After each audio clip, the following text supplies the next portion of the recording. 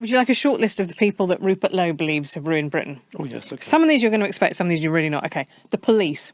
Sting. Sting personally, and whoever the other people in the police turn out to be. The judiciary, because they're trying to scrap jury trials so that they can rig trials. Right. The World Economic Forum. Classic, you were expecting that, weren't you? The Bilderbergers. Retro. I haven't heard about them for a while, yeah. The Fabian Society. You'll find this hard to believe, but what first radicalized me was Ian Hislop's Private Eye. It's hard to believe. It's actually hard to believe that.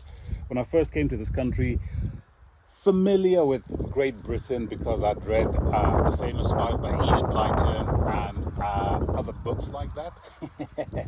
And actually, a lot of TV content in Zambia and Zimbabwe was British. So I was familiar that way. And I had teachers from this country when I was in secondary school and primary school, actually. So a lot of the nursery rhymes were familiar. I was familiar with the way of life in Great Britain, but it's one thing reading it in books, one thing being taught, quite another living in the country. And one of the things that brought me to speed with the political landscape was reading Private Eye, so that I could be familiar with not just with the political landscape, but with the corruption of the political landscape. And I became aware of this thing called the European Union. And, well, I was aware of the European Union, but not the nitty-gritties of it. And I think Private Eye had a special section. Was it called Brussels Sprouts? Is it called Brussels Sprouts? I haven't read Private Eye in more than a decade, once they went Trump derangement syndrome. But when I first came here, I learned about PFI scandals. I learned about how the European Union is a corrupt organization. That's what made me a Brexiteer, actually. Private Eye of all publications. And yet when you read it now, it's so pro-European Union. I'm like, are you people schizophrenic?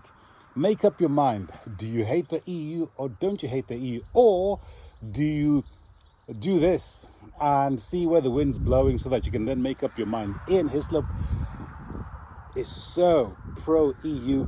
I'm like, what happened to you? What happened to you? Reading your magazine a while back, it seemed like you were very anti-EU.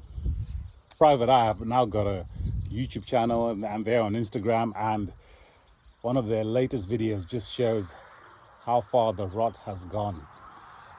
They are critiquing Rupert Lowe and just mocking him. It's like, oh, look at what Rupert Lowe is condemning as...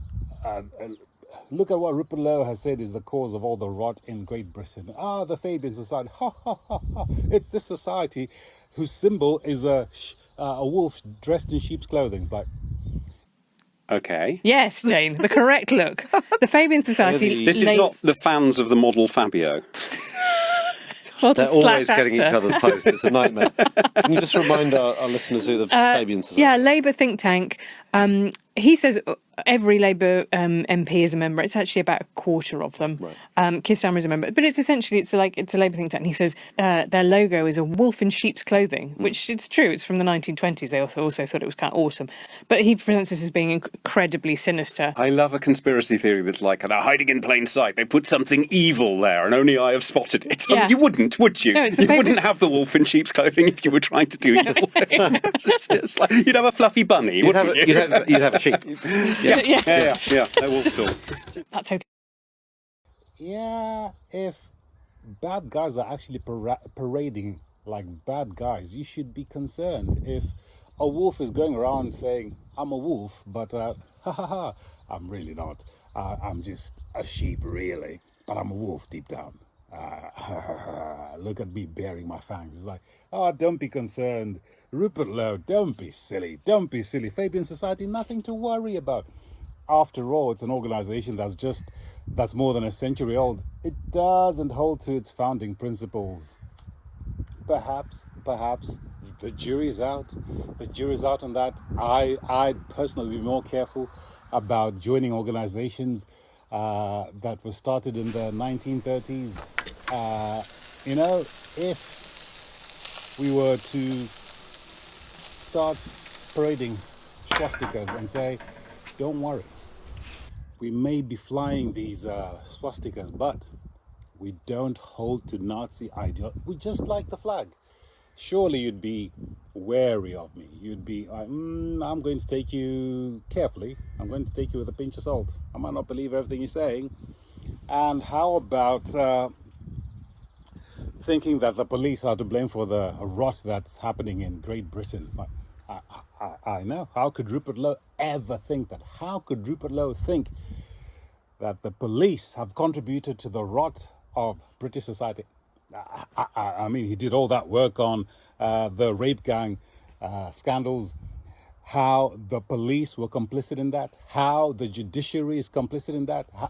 How could Rupert Lowe dare condemn, criticize the police and the judiciary? Because these people are doing a fine job of policing this country. They're doing a fine job of prosecuting criminals. How could Rupert Lowe think that? And I'm so disappointed in the private eye how low it sunk, especially when Ian Hislop on other occasions like, I respect this politician, I respect that politician because they are politicians of value, not politicians of value, politicians of conviction. No, not conviction. I'm not looking for the word conviction. They are politicians of virtue. That's it.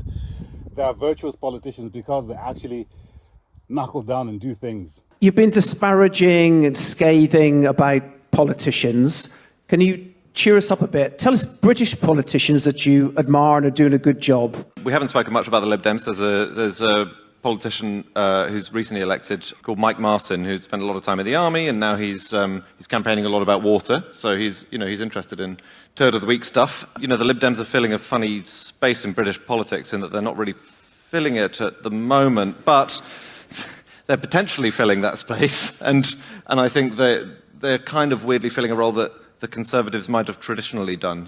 When Kemi Badenoch was trying to be rude about the Lib Dems, she said, they may be good for fixing the church roof, but, they're not really good for anything else. Lots of people really, really, really want the church roof fixed. Yeah. In fact, fixing the roof is a metaphor for doing something valuable and doing it in a timely fashion. So anyway. And Nooks and Corners, the column that talks about church roofs quite a lot falling in or being set on fire, we're quite keen on. Yeah, anyway, sorry to Mike Martin for...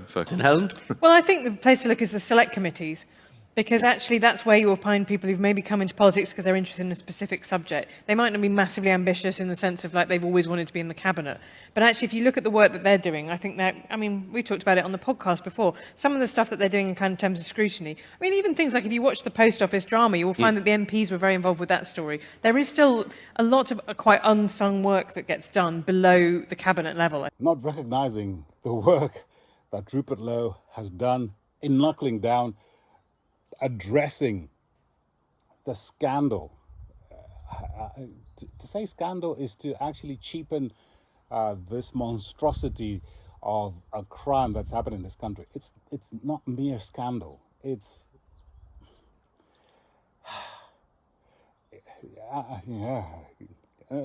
I hate phrases like crime against humanity because all crimes are against humanity.